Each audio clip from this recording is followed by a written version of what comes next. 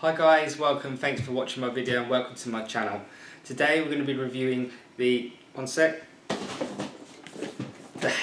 HeadPlays, or the HeadPlay HDs. They've just turned up today and I'm going to get them out of the box. We're going to have a quick look at them, see what's inside. I'm going to have a look at them connected to a HDMI because they've got HDMI input. We're going to connect them up to a model and we're just going to have a little, we're just going to explore to see if these are a viable option for FPV. I've looked at lots of YouTube reviews and they're getting really good reviews from anyone that puts them on their face. They just say wow. So I've been really keen to get my hands on these. These are a promo version. You can see that.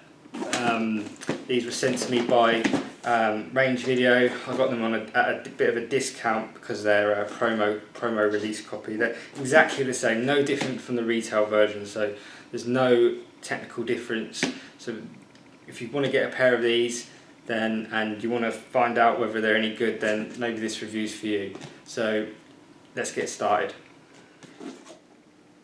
So we've made our way over to the table now. We've got the HeadPlays here. I just want to do a quick run through of the features available. If you haven't looked at the information online, then this should be quite helpful. So these are full HD 1280 by 800 resolution. They've got a 72 degrees field of view. They have a HDMI Type-C input, an XS9JK latch connector, which I'll show you in a bit more detail. That uses video, audio and power to get into the HeadPlays themselves. It has an SMA connector for the antenna. We have control buttons on the side, a rugged design.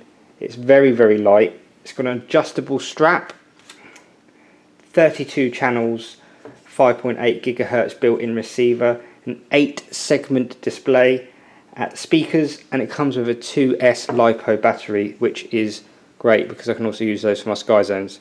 So I'm going to get everything out of the box and we're going to have a look at what's included.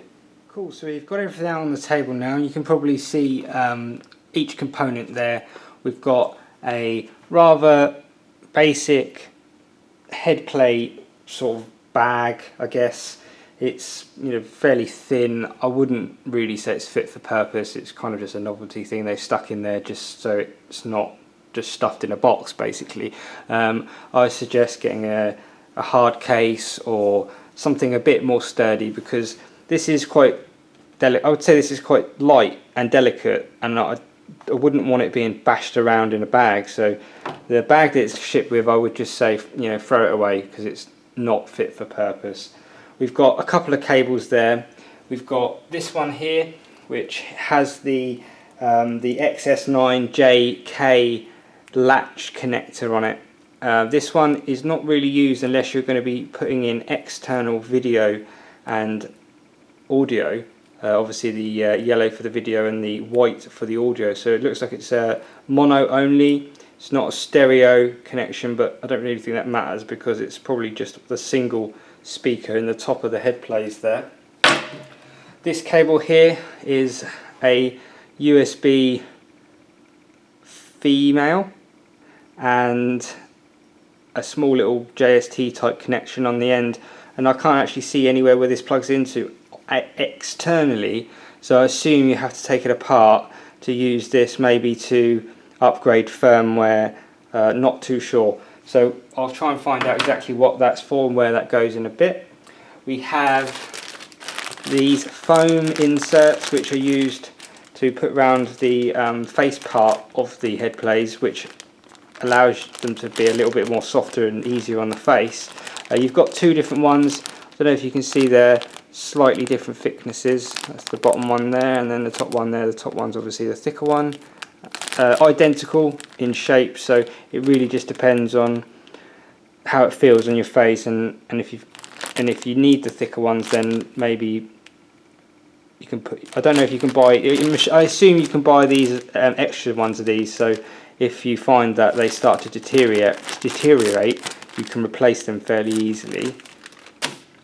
We've got an additional lens here.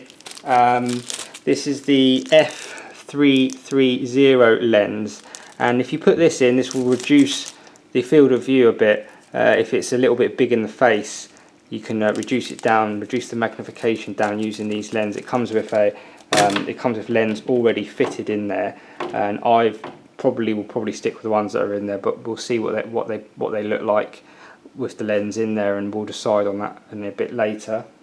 And you obviously get some documentation. You've got lithium polymer, obviously LiPo, battery safety information. Anyone that's been flying models for some time won't really need that. It just tells you, don't discharge cells below 3 volts per cell. It just talks about all the usual stuff. We're not going to go through that now because it's not relevant to this video. So, and it also comes with a quick start guide. My one says that it's version 1.2 and it was written in November 2015. So fairly new. Obviously, not much has really changed.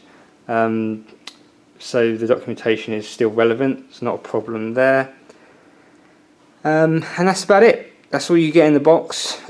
Obviously, the HD HeadPlays themselves, as you can see, have already got a cable attached. Another XS9 JK latch connector. You just pull the back there back, pull the connection back, and you can see it's spring loaded. It's got a little notch in it on the top. I'm not sure if you can see that, just there, which ensures that the orientation's going in correctly, and it just fits in like that, and it just clicks quite nicely. The strap has some little eyelets type loops that you can feed the power cable through to stop it flapping around, and on the end of that you've just got a barrel connection that you can use to plug in the battery, obviously. It's also on the top here, as you can see, we've got the SMA antenna connector. We've got a little button on the top here which changes the channels, and then also on the side we have a source button to change the input, an up and down button to change the settings, got volume control, and a menu button, and there's a little light here just to indicate that there's power. Not much going on the bottom or on the side or on the other side that the buttons are. There is up here, this is where you access the HDMI Type C connector. You don't get a cable.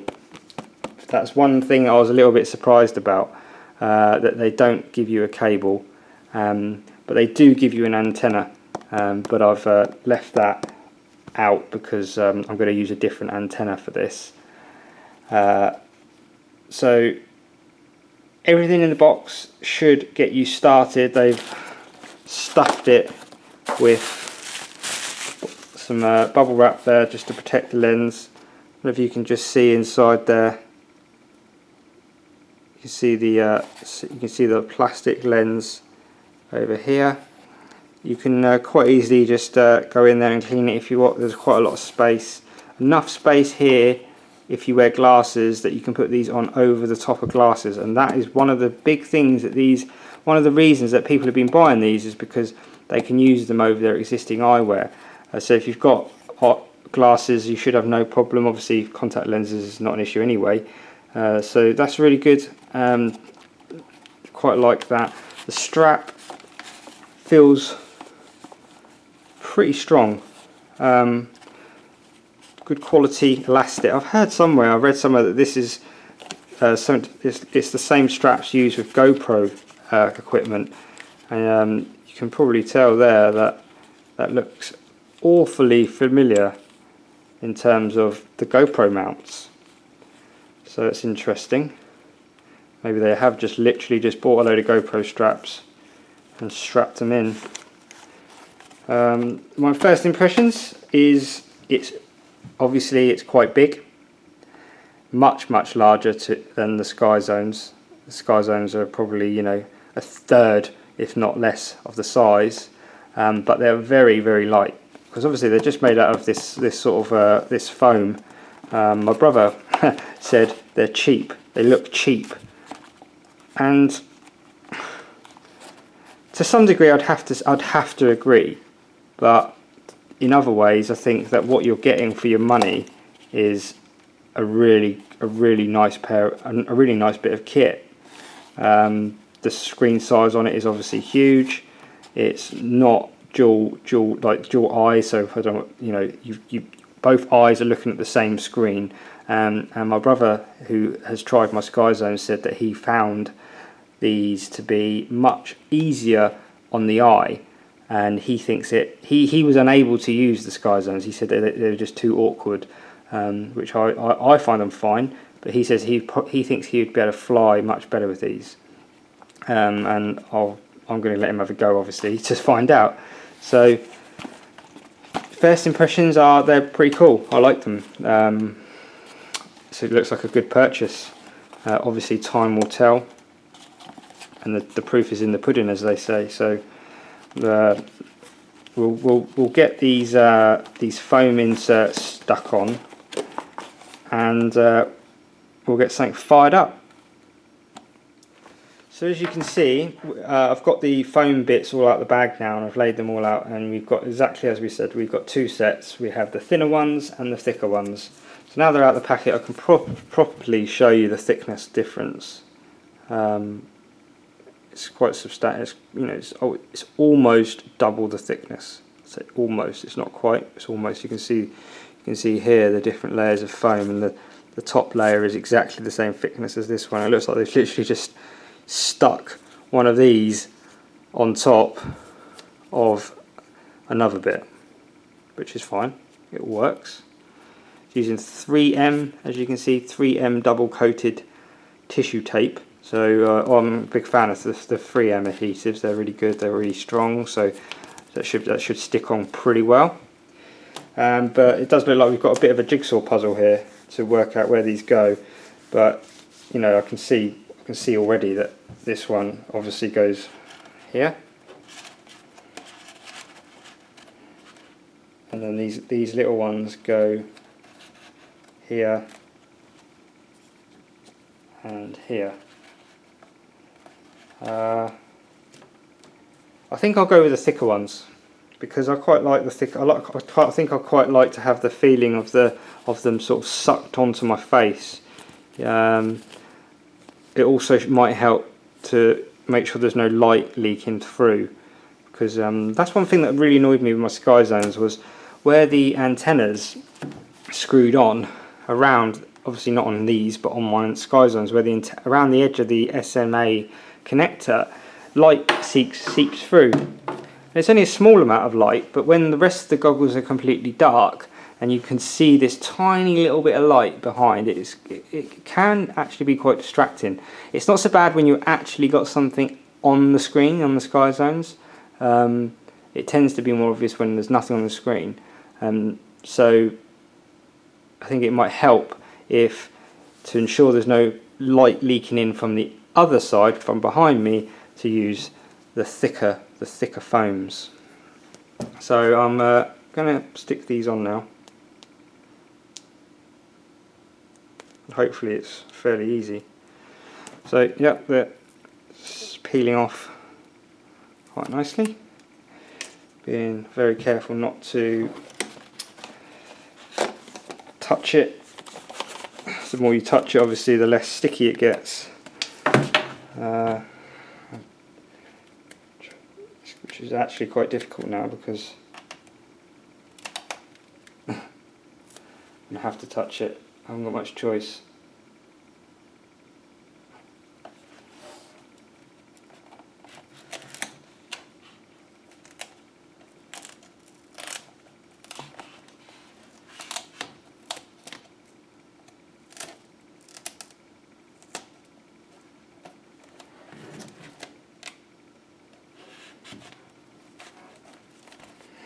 Okay, wasn't too difficult.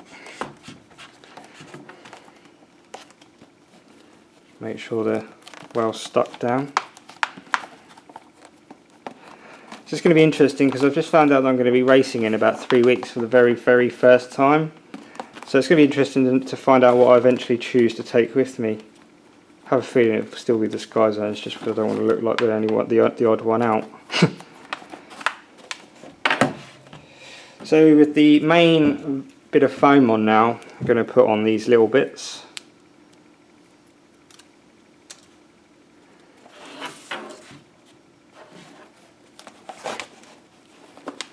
If I can not drop them, that'd be awfully embarrassing.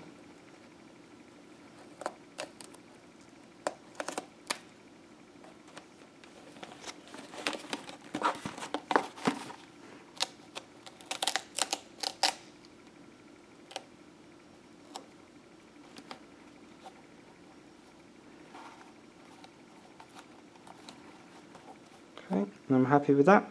It looks good. And the last one.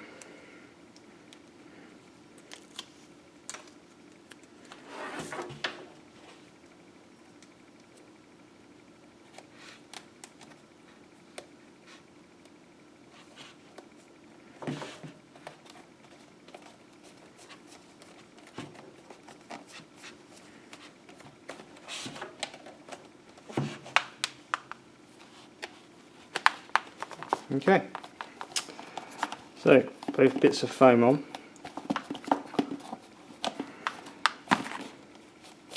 Just going to put them on my face to see how they feel. So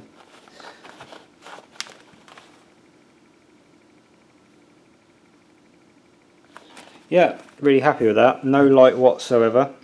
I was wondering whether light might seep down these sides here, but once you get your nose in there, as long as you've got a big nose like mine, and the straps, obviously you can adjust the tension of the straps to pull your face into them, because you can see mine are a bit one-sided at the moment. So I'll sort that out in a sec, and then I'll get these on my face to get them nicely adjusted to my big head, and then I'll get something hooked up. I think what I'll do is I'll start off with the HDMI, and as I mentioned, they don't give you a HDMI lead, but I have got one. Let me just go and grab that.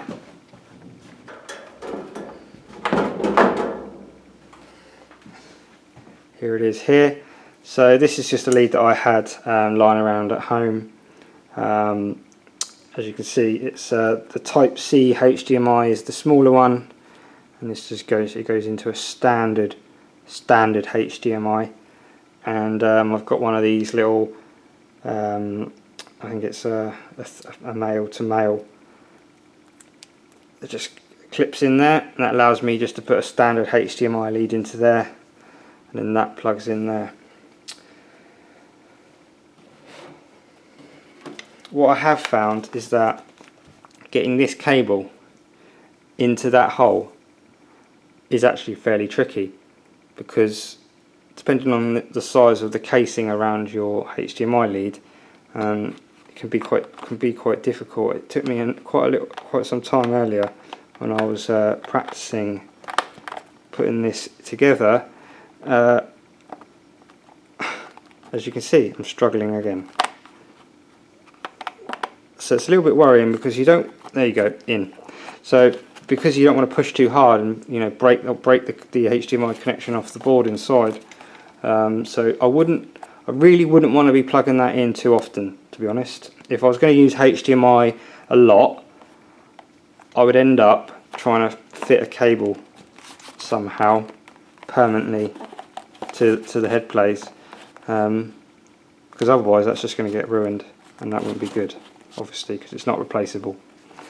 So what I'm going to do is, I've got limited stuff in this office to put through HDMI.